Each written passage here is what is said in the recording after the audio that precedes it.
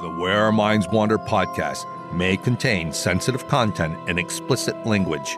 Listener discretion is advised.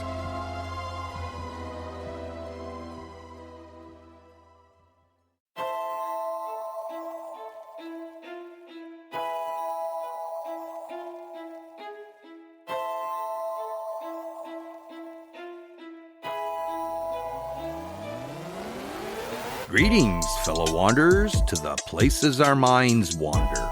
The house at the end of the dirt road, where disembodied voices whisper and strange sounds make the living shiver. Where shadows lurk at the edge of the woods, just outside your back door. And mysterious lights speed beyond reason across the clear night sky. Odd events throughout time that lead you down the rabbit hole. I'm Wes. And I'm Beth. And this is Where Our Minds Wander. Hello and welcome to Where Our Minds Wander, all you fellow wanderers. Thank you for joining us. Hello, everybody. Well, it's a little weird to be in the studio on a Saturday, but overnight we got 8.5 inches of snow. Yeah, if you're like us and you're from the Northeast, you kind of got to understand that this is weird because it was just in the 60s a week ago.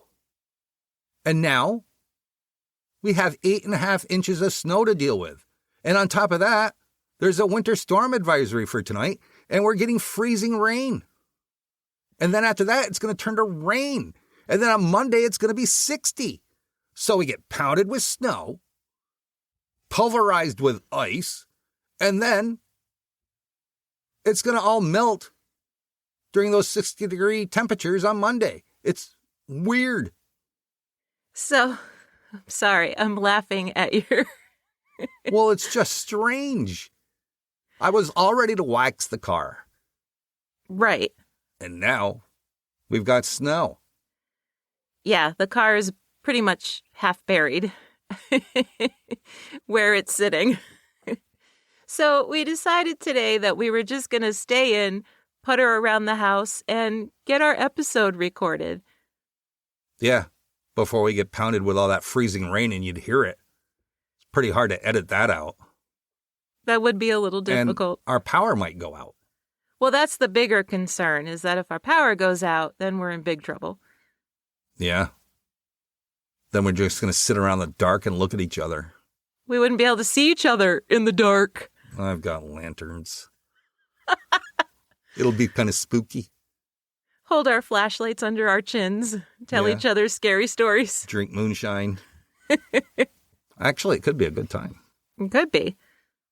So with all that said, we're not doing any housekeeping tonight, and we're going to get right into tonight's episode.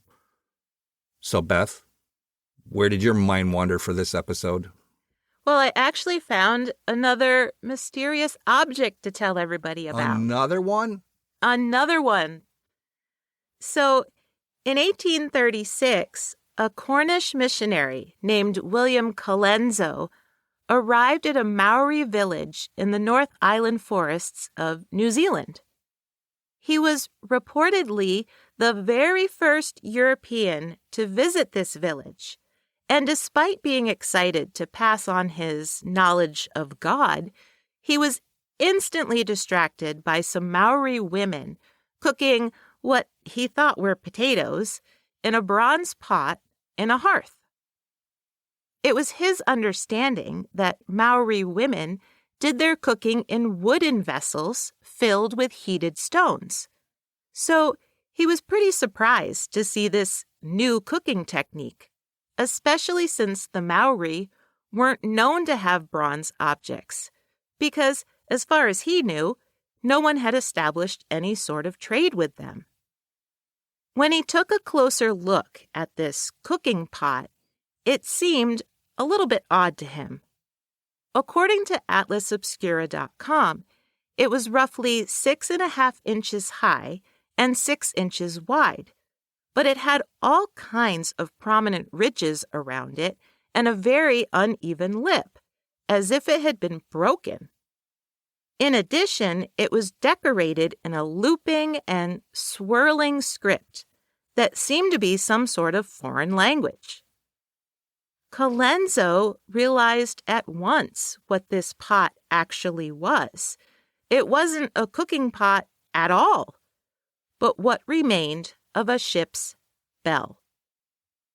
When Colenso asked the women where it had come from, they insisted that it had been with them for generations, and that their ancestors had found it after a storm, tangled in the roots of an upended tree. I bet that pot was well seasoned. Yeah, with dirt? No, they've been cooking in it for generations. Well, that's true. I didn't think of it that way. Intrigued, Colenso asked if the Maori would be willing to trade him for it, and he offered an iron cooking pot. They agreed, and Colenso found himself the new owner of a very unusual artifact.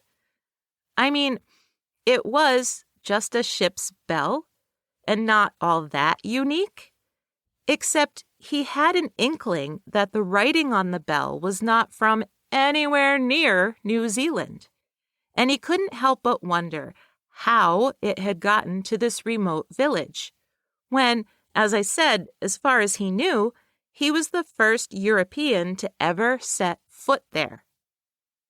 Colenso brought it to the Otago Museum in Dunedin, New Zealand, where it sat, kind of forgotten, until 1870.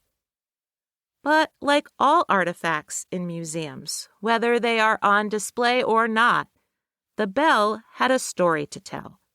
And in 1870, the Otago Museum's founder, a man named J.T. Thompson, decided to see if he could figure out what that story was. John Turnbull Thompson was a British civil engineer, an artist, and an ethnographer who played a major role in developing the infrastructure of both Singapore and New Zealand. He spent 2 years surveying and exploring huge sections of New Zealand's South Island, and there are dozens of places that were either named by him or named after him. According to AncientOrigins.com, when Thompson studied the bell, he recognized the script decorating it as possibly Indian or Sri Lankan. So he took a bunch of photographs of the bell and sent them off to various contacts, hoping someone would confirm his hunch. Turns out he was right. The language was ancient Tamil. Today, modern Tamil is spoken in southeastern India, Sri Lanka, and Singapore. But the form of Tamil on the bell hadn't been spoken for hundreds of years. Luckily, translators were able to decipher what it said. Translated into English, it read, quote, "Bell of the ship of Mohaiddin Baksh." Initially, Thompson assumed that this meant that the Tamil bell, as it was now known, belonged to a Muslim named Mohaiddin Baksh, most likely from southwest India.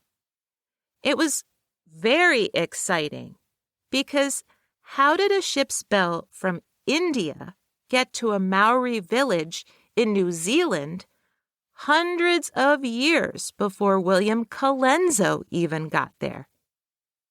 In fact, later analysis of the bell proved that it was likely made 400 to 500 years earlier, between 1400 and 1500. Hundreds of years before English Captain James Cook circumnavigated New Zealand in 1769. Did that mean that explorers or merchants from India had sailed to New Zealand way before Captain Cook?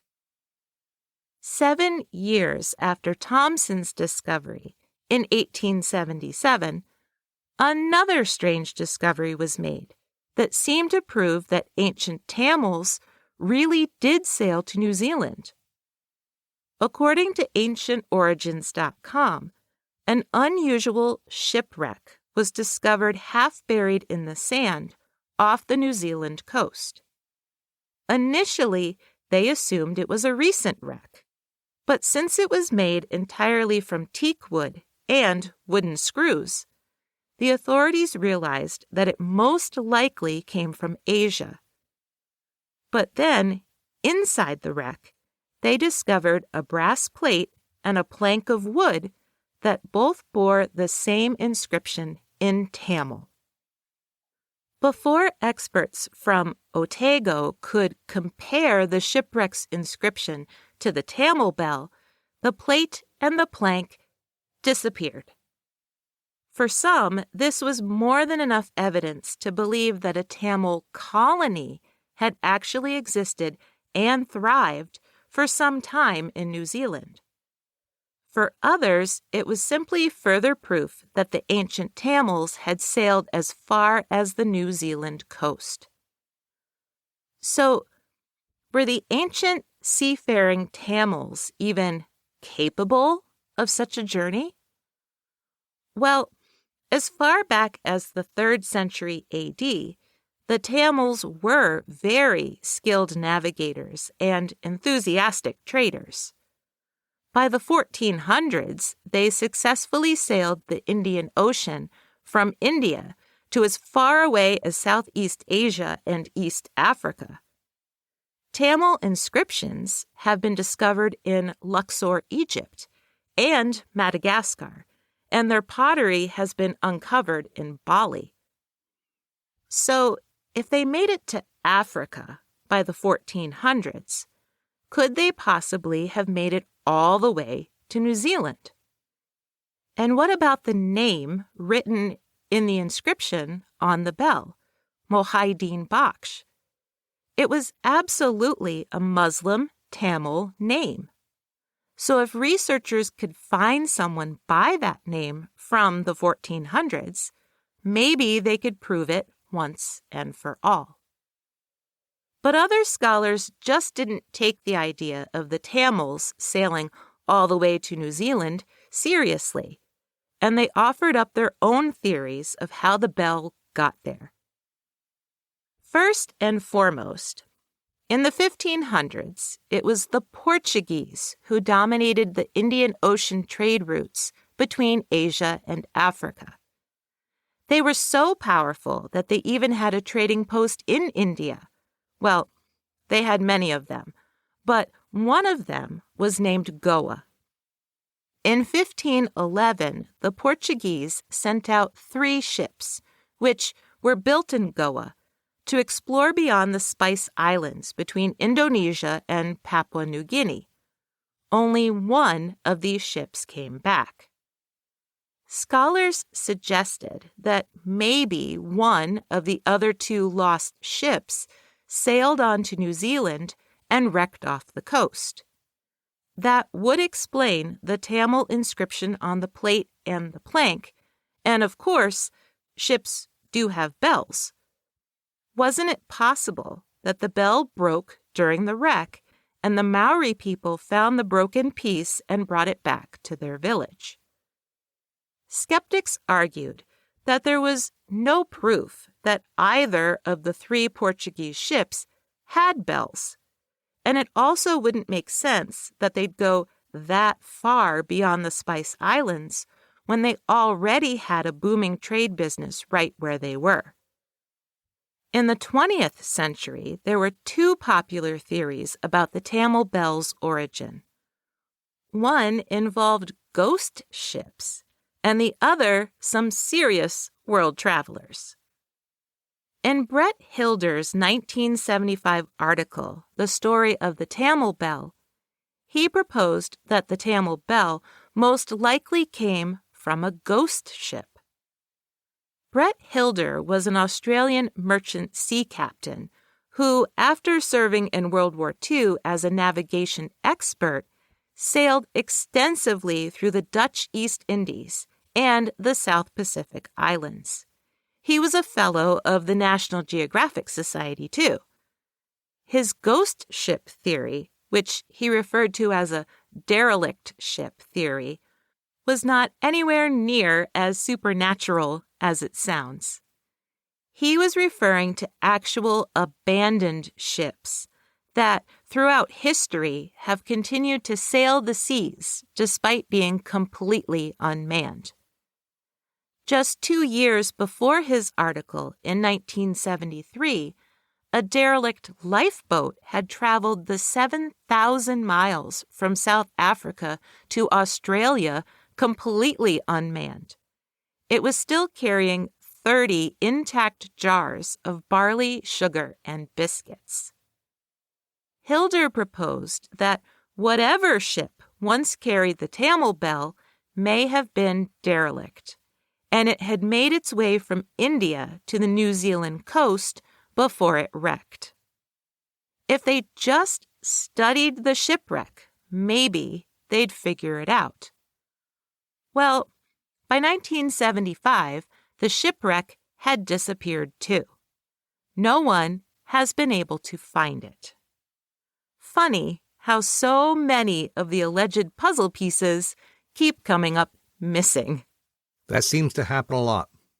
In this story, absolutely.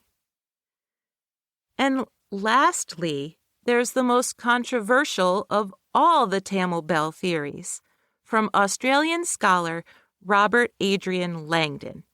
Now, just a side note, if you want to research Robert Langdon on your own, make sure you use his middle name, because otherwise you'll get nothing but pages of Dan Brown stuff.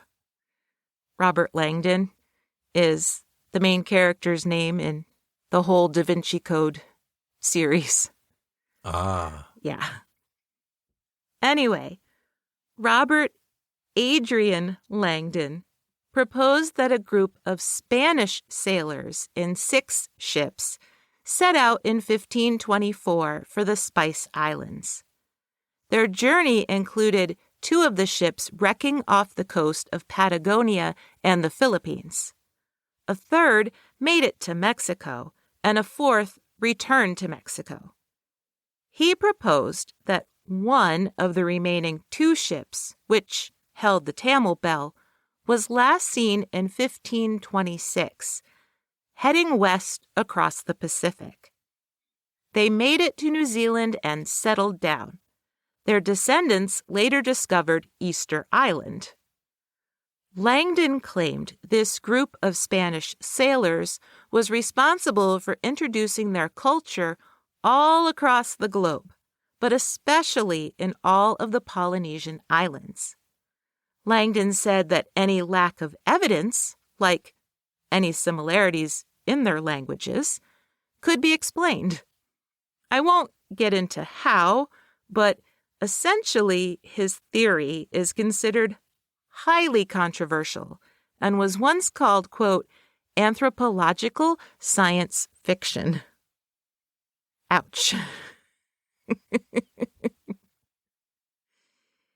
In a nutshell, Langdon's theory holds little to no weight, and the Tamil Bell mystery was still unsolved. Now, if you remember, I had said earlier that if experts could just find a man named in the inscription on the bell, Mohaiddin Baksh, then they'd solve the mystery. Well, in 2019, a museum curator from Singapore named Nalina Gopal decided that that's what she'd do. According to Atlas Obscura, Gopal was fascinated by the bell and how it ended up in New Zealand, saying, quote, it's like a UFO because it defies explanation. But she was going to try. First, although the bell is broken, Gopal doubted that it was ever big enough to cook potatoes in, like Colenso originally claimed the Maori women were doing. Gopal speaks Tamil, and as soon as she saw the bell, she knew it couldn't be as old as everyone said it was. Ancient Tamil, and even Tamil from the 14 or 1500s, would be very difficult to read. But she was able to read the inscription perfectly. So, after enlisting the help of an archaeologist specializing in ancient script, they were able to determine that it was probably a little younger than that. It was most likely from the 17th or 18th century. Second, she came across the work of a previous Tamil Bell researcher named J. Raha Mohammed, who proposed that Mohaiddin Baksh might be the name of the ship. Gopal reached out, and the two of them teamed up. And together, they discovered something pretty important. In Tamil culture, Mohaiddin Baksh was actually the name of a saint. And there were many, many ships named after him, in the hopes that he would protect the ships bearing his name. That makes more sense. Doesn't it? Mm-hmm. When looked at under this new light, the inscription on the bell actually could mean that the ship belonged to the saint and was under his care. Unfortunately, after countless hours of continuous research, they weren't able to connect the bell to any one ship named the Mohaiddin Baksh. And so, the mystery of the Tamil Bell is still a mystery. No one has been able to figure out how a ship's bell from India in the 16 or 1700s made it to the Maori tribes of New Zealand. Today, the Tamil Bell is on display at the Museum of New Zealand, Te Papa Tongarewa, in Wellington, exactly where Gopal thinks it should be. She said that arriving in New Zealand was part of the bell's journey, and that's where it should stay, even if no one figures out how in the world it got there. Well, perhaps they could still use the theory that the other gentleman had, that it was a derelict ghost ship. It could be, yeah. It's just unfortunate that the wreck that they found is no longer there. It's just gone. Yeah. Bit of a mystery. I mean, yeah, well, I said it was. But yes, it could be some other derelict ship that's, not the shipwrecked one off the coast. I don't know. And how did it end up in the roots of the tree? I don't think we're ever going to know on this one. No. This one's lost to time. I would like to see it, though. I looked at pictures of it online, of course, and it's tiny. And Gopal actually made the joke that if they were cooking potatoes in it, they had to be like baby potatoes. Really? It's that small? Yeah, it's only 6 inches. It's like this big. I was picturing a much bigger bell. I know, and I just realized that when I used my hands and I said it was this big, nobody can see what I'm doing except you. I know. The way you describe it, it's almost like a little dinner bell. Well, it's a ship's bell, yeah, but a smaller one. It was only 6 inches across, 6.5 inches across. Well, they're lucky they found it at all. That's true. Being that small. And that Colenso even paid attention to it. It's pretty amazing. It's a cool story. Well, dear, that was very interesting. Another great mystery that will never be solved. You just like to rub it in, don't you? No, I love when mysteries are solved. Not really. I love them to remain a mystery. Not me, man. I want to know all the answers. We've said this before. It drives me nuts. Well, that's where we differ. That's not the only way we differ. And with that said, we'll be right back after this short break.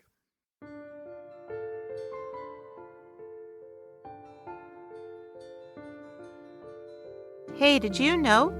Ancient Greek statues were often painted in bright colors and adorned with jewelry. Well, it turns out they were also doused in perfume. According to recent research, many, if not all, statues in ancient Greece smelled pretty good. Some statues show olive oil and beeswax residue, which is thought to have protected their paint. But early written texts contain recipes for perfumes, specifically for statues. The most common scent? Roses. Who'd have thunk it?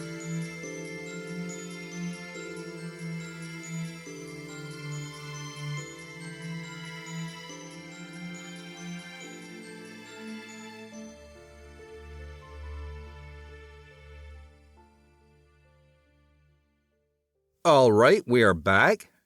And for my story tonight, I'm going to take all of you wanderers to a pretty interesting establishment that I found in Memphis, Tennessee. Ernestine and Hazel's at 531 South Main Street in Memphis, Tennessee, was named one of the best dive bars in the country by CNN back in 2013. And it's been proud of that honor ever since. When some of your regular customers were Ray Charles, Aretha Franklin, Little Richard, and Chuck Berry, well, you might wonder why it took so long to receive the title. But that's not the only title that Ernestine and Hazel's has held over the years. It was once the unofficial longest-running brothel in Memphis, from the 1930s all the way up to the 1980s. And it's also considered number 3 on the list of top 10 most haunted Memphis buildings on U.S. Ghost Adventures. Number 4 in the 2022 Hub Pages article, 7 Haunted Landmarks in Memphis That Will Give You Chills. And number 1 on the Haunted Rooms America website. So as you can see, it has a few titles. And I'm pretty sure it could also earn the title for the most eclectic history, if there was one. According to Atlas Obscura, the building was originally a church when it was constructed in the late 1800s. In the 1930s, it was converted into a dry goods store before being purchased by Abe Plow, the multimillionaire and philanthropist. Abe Plow himself has a pretty interesting history. Born in Tupelo, Mississippi in 1892, Plow was a wizard at mental arithmetic, being able to add several large sums in his head. By age 16, he took the $125 that his father gave him and opened his very own pharmacy, the Plow Chemical Company, in 1908. That same year, he created and sold his antiseptic healing oil, a, quote, sure cure for any ill of man or beast. When he wasn't in his shop, he was in his horse-drawn buggy, selling his miraculous healing oil door to door. Within 2 years, he had doubled the size of his company and branched out into cosmetics and aspirin. By 1920, he could afford to buy the St. Joseph Medicine Company, which was known for its aspirin and cough syrup. When the Depression hit in 1929, Plow could actually afford to raise his employees' salaries and hire 200 new employees. This is when he purchased the building at 351 Main Street in Memphis. He opened up a pharmacy on the ground floor and allowed 2 cousins to keep their hair salon on the upper floor. Plow was one heck of a businessman. He ended up owning Coppertone Suntan Lotion, Maybelline Cosmetics, and Dr. Scholl's. By 1954, Plow had opened up a 250,000 square foot factory on Jackson Avenue, and it made $254.5 million that year. By 1962, he had doubled that figure. A decade later, Plow merged his company with Shearing Corporation, which became Shearing Plow. The merger proved to be so successful that in 2009, it was bought by Merrick for $41 billion. Plow retired back in 1976 and put all of his energies into philanthropy, donating money to any project that would, quote, help the greatest number of people in order to do the most good. According to legend, one of his earliest donations, although it's unclear exactly when, but as far as I can tell, it was in the early 1950s, was the building at 351 Main Street. He gave it to the 2 cousins who ran the hair salon on the second floor, Ernestine Mitchell and Hazel Jones. The 2 cousins turned out to be pretty savvy businesswomen themselves, and two of the most recognized figures in the community. Memphis, as I'm sure you all know, was a segregated city, and the two cousins decided to keep their hair salon on the second floor, open a restaurant on the main level, and rent out rooms to black travelers who might be needing a safe place for the night. But those rooms upstairs were also rented out by the hour. According to Thrillist.com, the second floor is set up like a railroad apartment, meaning all of the rooms are on the right-hand side of a long hallway. Each room was painted a different bright color. There was the blue room, the red room, and so on and so on. Ernestine's husband, who went by the name Sunbeam, was also a lucrative club owner. His Paradise Club on Georgia Avenue brought in performers like Aretha Franklin, Chuck Berry, Ray Charles, B.B. King, Howling Wolf, and Ike and Tina Turner on a regular basis. After they had performed a set or two at the Paradise, it only made sense to head on over to Ernestine and Hazel's to keep the party going. Some say that Ray Charles liked to use the second-floor bathroom at Ernestine and Hazel's to shoot heroin, before he'd enjoy the company of various women in the brothel. According to Atlas Obscura, Little Richard stayed at Ernestine and Hazel's for 3 weeks and ate nothing but their chili because he was so broke. And after visiting the bar, Mick Jagger and Keith Richards were inspired to write both honky-tonk women and brown sugar. But as the 1970s set in, Memphis began to experience economic decline, and people began leaving the city for better financial opportunities. Club Paradise shut its doors, and Stax Records folded in 1975. And yet, Ernestine and Hazel's continued to provide much-needed entertainment and affordable food. Even as late as 1983, you could buy a hog stomach dinner for just $2.59 or fried fish for $3.18. The brothel was still doing a booming business, but a lot of customers were a little weary of just how divey the dive bar was, and they started to shy away. And then, in the late 1980s, Russell George stepped in. According to Atlas Obscura, Russell George could dance like no white boy should. At age 10, he was the only white boy in James Brown's dance competition, judged by James Brown himself, and he won. By age 15, he had opened a speakeasy in a downtown apartment called Jefferson in the rear. In his 20s, he helped open Murphy's Oyster Bar and was the band manager and a dancer for the R&B group the Memphis Icebreakers. By the late 1980s, Ernestine and Hazel's was purchased by two business partners who brought Russell George in to be the face of the bar. George kicked out the sex workers and set to work turning the bar back into the type of dive bar that it was in the 1950s and 60s. He would refurbish and renovate and offer patrons just one menu item, the Soul Burger.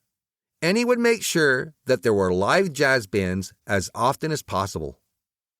He turned the front room on the second floor into a second, more private bar with just 8 bar stools.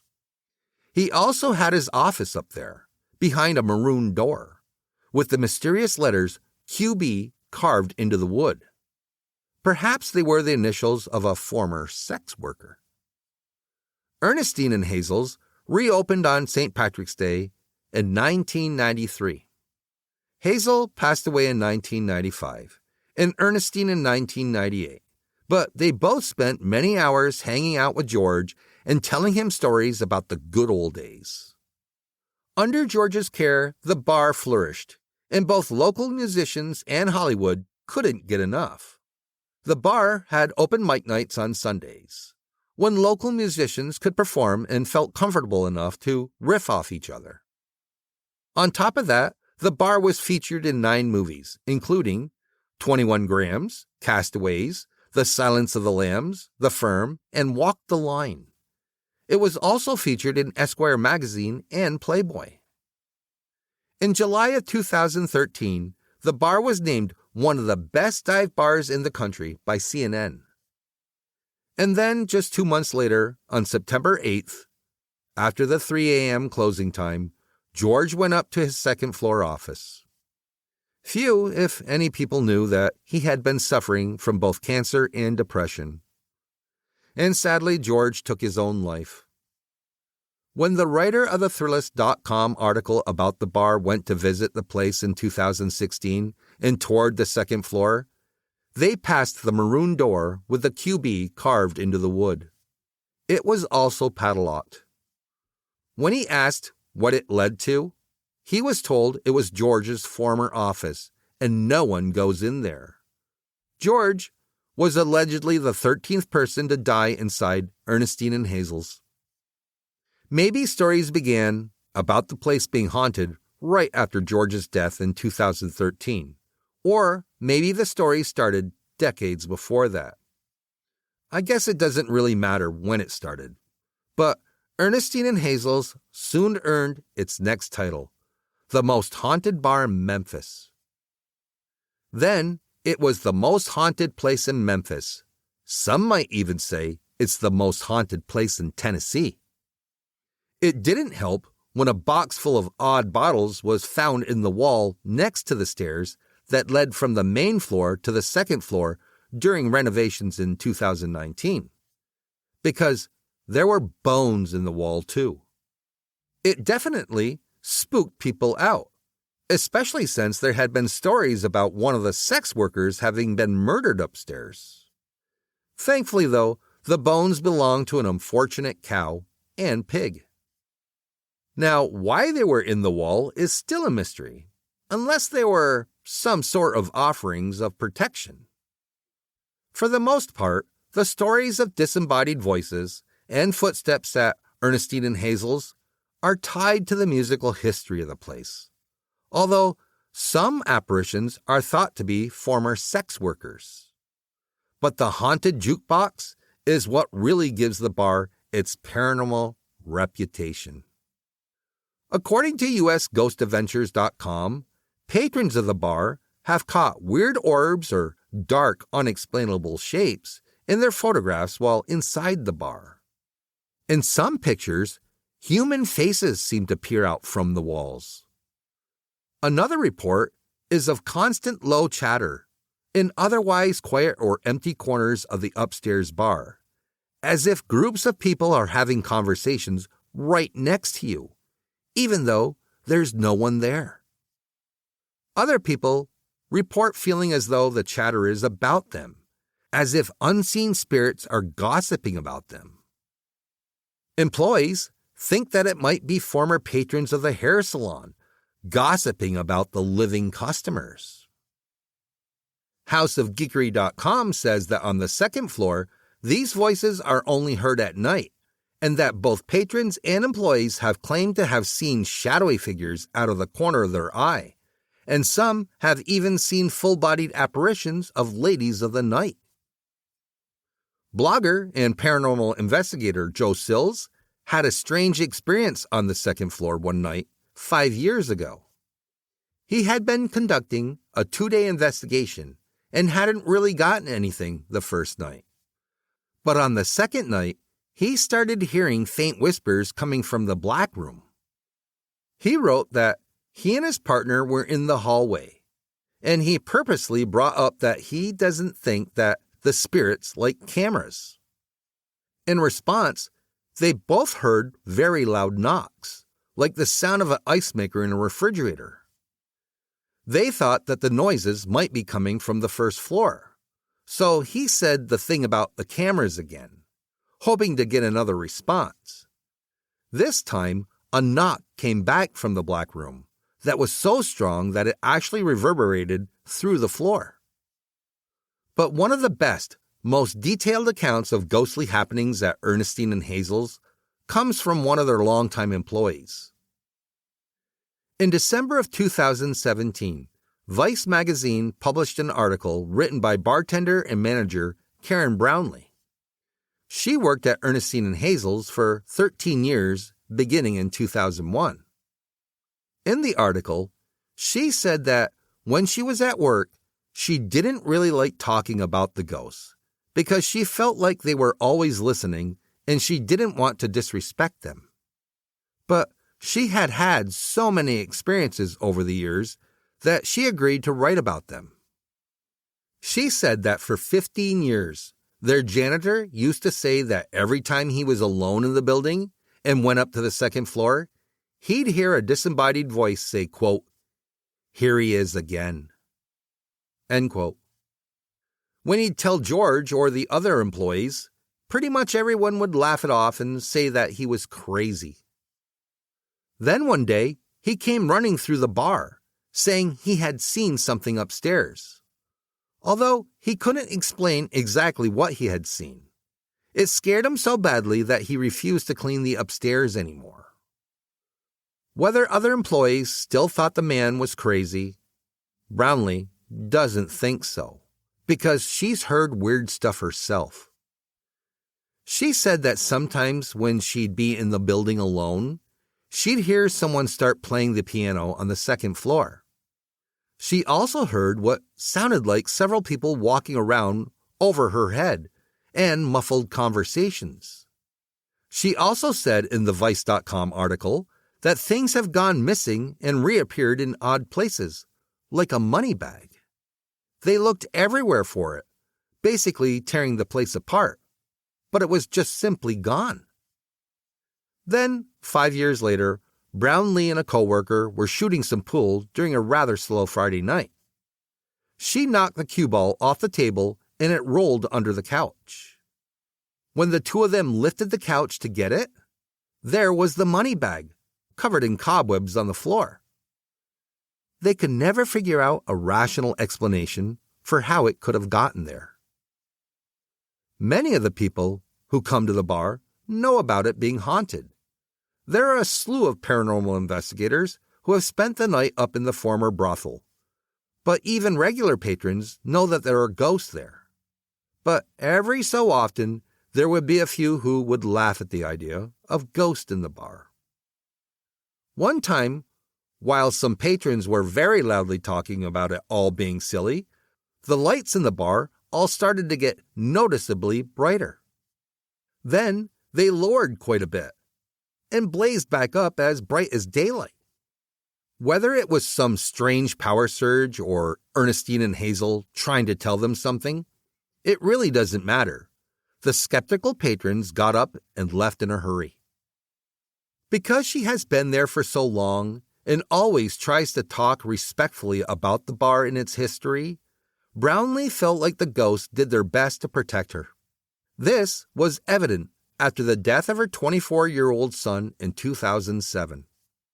She said she was sitting alone in the bar one day, right after his passing, when she asked Ernestine's spirit for a sign that her son was okay in the afterlife. Suddenly, a little bird appeared in the bar, and as Brownlee watched it, it walked over to the door and flew off. Before she had time to even wonder if it was a sign from Ernestine, a little old lady, who she had never seen before, walked into the bar. She approached Brownlee and asked her if she was okay, and Brownlee found herself telling the stranger that her son had been shot and killed. The little old lady left, but then returned about an hour later with a sterling silver necklace with a charm in the shape of a bird. The little old lady hugged her, gave her the necklace, and left. Brownlee never got her name and never saw her again. The whole experience felt surreal to her and begs the question, did Ernestine's spirit have something to do with it?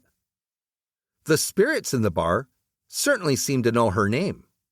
She recounts another time when a group of paranormal investigators were on the second floor trying to communicate with the spirits through flashlights. They weren't having much luck until Brownlee came upstairs to check on them. As soon as she arrived and the investigators announced, "Karen's here," all the flashlights flashed on and off. This kind of freaked her out, and she said she left pretty quickly. Something else that can freak out both employees and patrons is the allegedly haunted jukebox. Now, I couldn't find any details about how long the jukebox had been there, but it plays all the great jazz hits, along with the standard rock and roll classics. The unnerving thing is that it tends to play on its own and chooses songs that are relevant to the conversations going on around it. This happens so often that there are countless stories about it. For example, in the Vice.com article, Brownlee talked about the day James Brown died and how she and a coworker were talking about his death. Suddenly, the jukebox, which no one had touched and which hadn't been playing anything, blared out Brown's "I Feel Good." Another time, when a paranormal enthusiast was talking to Russell George about exorcisms, "Sympathy for the Devil" by the Rolling Stones blared from the jukebox. Another time, according to houseofgeekery.com, a woman was celebrating her recent divorce when "Divorce" by Tammy Wynette began playing all on its own. Brownlee said that the only time she ever felt scared in the bar was when she was standing alone by the jukebox and felt someone touch her arm. Today, Ernestine and Hazel's is still as popular as ever, not just with ghost hunters. Local jazz musicians are still playing sets, and the Soul Burger is still the only item on the menu. They've also racked up a few more titles, including the Best Burger in Tennessee and semifinalists for the best bar in the Mid-South. It sounds like a really cool place, and it has this incredible jazz history. And, I love the idea of it having a haunted jukebox. Like, that's so cool. Yeah, it's mind-blowing. Just to be having a conversation and then all of a sudden it starts playing a relevant song. I know, that's kind of creepy and cool at the same time.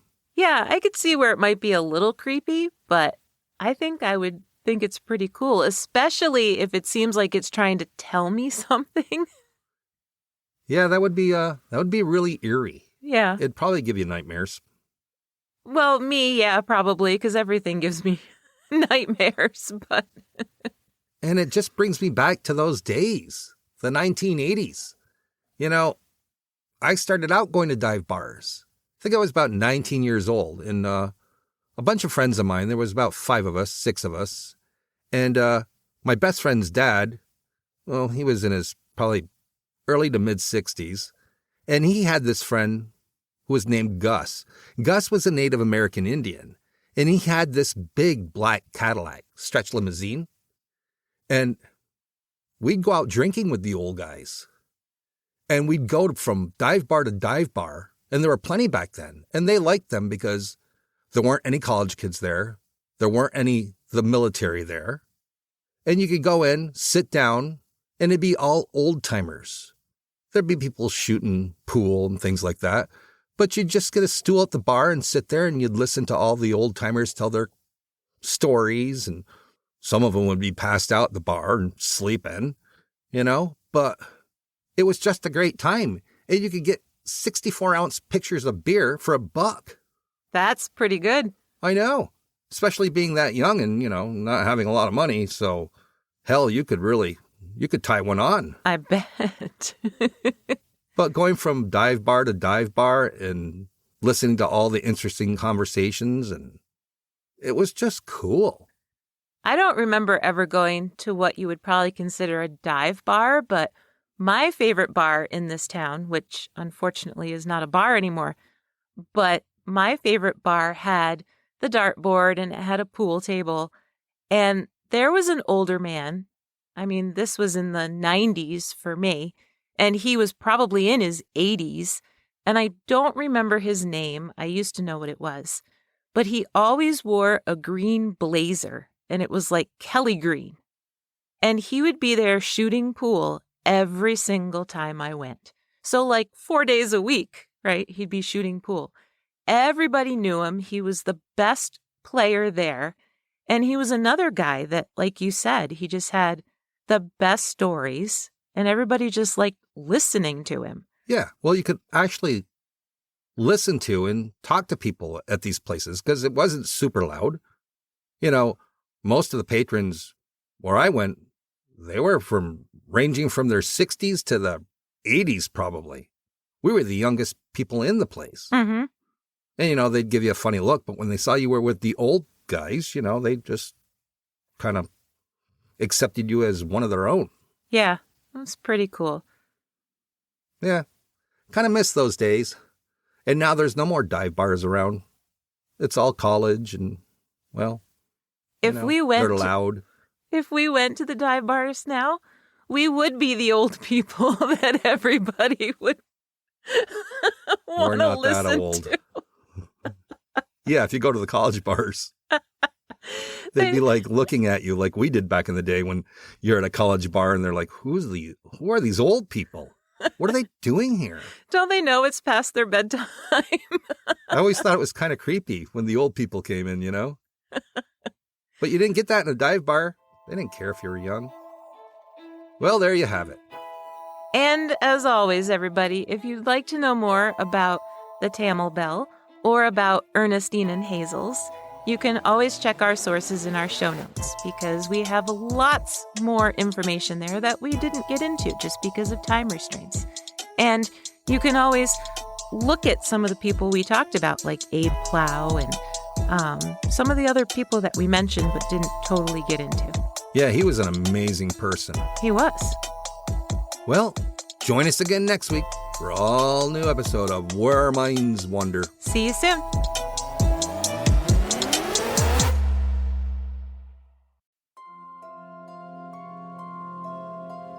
Thank you for joining us. We look forward to traveling with you again to the places where our minds wander. If you like what you heard, please take a moment and provide us with a 5-star rating and a comment on your favorite listening platform. It really helps us move up the list and become more visible on the podcast charts so new people can find us. And thank you all for your continued support. See you next week for an all-new episode.